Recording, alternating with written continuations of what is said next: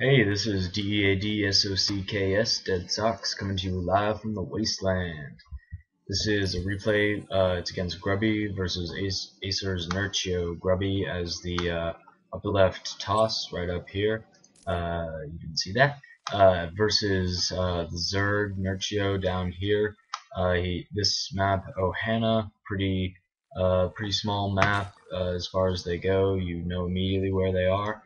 And Nerchio's taking advantage of that, and he's just throwing that Overlord straight on up there. Gonna get a nice scout out. What we saw right there was Grubby putting the pylon there. Something you see a lot is pylon placement right about here or here, and then gateway placement here. And that's to build the wall off against Zerg. But something I've been seeing a lot is that pros, what they're doing is they're just taking one probe, they're throwing that pylon just right there, and then just getting straight back to mining. It's a heck of a lot shorter of a journey, and generally, because they're just that good, they haven't been having that much of an issue with it.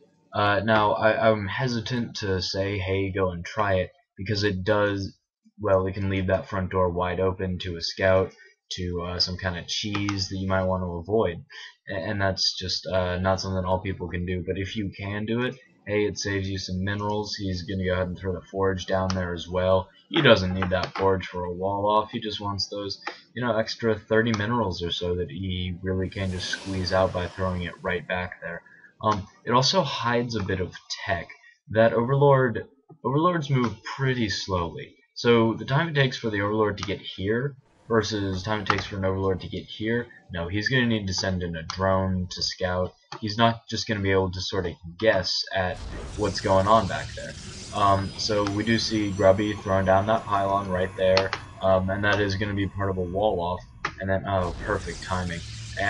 Grubby throwing down that expansion, which is something you see a lot with Forge First. So back to Nerchio, what we're seeing right now, he actually went a 14 pool instead of 15 pool, which I noted. I thought that was interesting. It's a bit of an underpool. It's a bit more for putting on some early pressure, maybe get a few extra lings out, do some poking. And there are those extra lings right now, 4 lings straight off the bat, 3 minutes 30. He's also, of course, getting that queen out, which, of course, always a good idea. And then you see he's immediately checking around this, what's going to be his expo. He's checking around this area up here, immediately grabbing the Zelnaga watchtowers. That's just incredibly useful information. And you see he checks around here first. This is something you also see Stefano do every time he takes his 3rd expo. He sends a ling around first, make sure there's no cannons, no shenanigans that Protoss is trying to pull on him. Up here we see Ling tried to run up there, get some information, and this wonderful wall off. I gotta say, on Ohana, it is one of the best Protoss wall offs that you can get if you're gonna go Forge first and not put the Forge there. Is with that gateway, a second gateway, so that you really can't get in there, and if you're trying to get in there, bam, that cannon, already 1 kill. It's a detector too. It's just really that useful. Little probe, taking a vacation. I don't want to mine. I just want to hang out here under this palm tree. But we do see that Grubby has taken both gases, only 2 on each. So probably just kind of getting that for some early play. Probably move some more onto there later.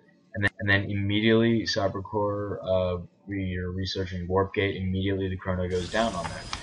That's of course really good timing. Chronoing also these probes out here, and this right here, really important pylon placement, so that if you've got an expansion down there, you can warp into support, but also you kind of get vision about what's going on in this area, which can be really useful. If you can see the units down here that are taking out your ox versus if you can't. That little bit of extra vision is really quite helpful. He is throwing down a 3rd gas. So what we've seen Nerchio do here is, see, he went 3 bases before he took any gas, and that's actually called the Ice Fisher build. So normally with the Ice Fisher, what you're going to do is get 3 bases, minerals, pretty heavy, And then I bet you anything he's going to take these two gases next, because in the Ice Fisher build, after you've got about that many drones where you can produce off of that, produce some drones, then you take 2 gas immediately. He's got 3 on each. Roach Warren going up, does not have metabolic boost yet, but does have the lair coming up. Oh, and yet there we do see he's taken both of these gases. Inject. There, he got that inject. Of course he did. He's Nerchio. But so yeah, one thing that I do think is really interesting though. Look at all of these warp gates. Look at them. Well, they're not all warp gates yet, but look at them.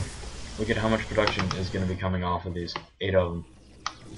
So trying to do a little bit of poke, maybe get some information, and see, that was 4 decently health lings down to a ling and a half. Really, that's just amazing. And so we are going to see Grubby pushing out. So we do see that Nerchio is significantly ahead both in army supply and worker supply, but did you see that pop right up? That is, I gotta say that is just the power of producing off of that many warp gates. So we can see that there are significantly more, about 20 more drones than there are probes, but if we just look at the supply blocked, sour about that supply block. We are gonna see that man, he is focusing. We're gonna see that Grubby is really just well, he's a bit more trouble. Ooh, these zealots are gonna spell trouble for Nerchio. But Grubby is having a bit of an easy time. You see, he's just sort of running around near the entrances of his bases. And one thing I think that really Nerchio could have been better about getting this creep out.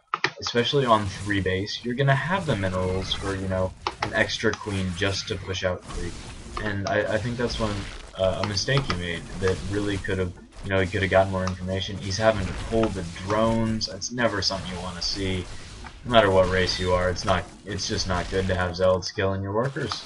It's just not a good thing. So we do see that Grubby has gone ahead and gotten +1/+1, which is +1 attack is really the first upgrade you want to get as a Protoss. If you're going to be 4 gating, 6 gating, pulling sort of an 8 gating timing like Grubby's done here, you need to get that +1 attack, because that's the difference between 2 hitting a Zergling and 3 hitting a Zergling. That's like your opponent having a time and a half as many Zerglings. It's not something you want. But yeah, what we're seeing here, not good for Nerchio. I'm not really seeing if he can pull this back. You can see just what lead he had has just gone completely down. Workers killed 32 to 1, 92, 93 now to 36 units killed.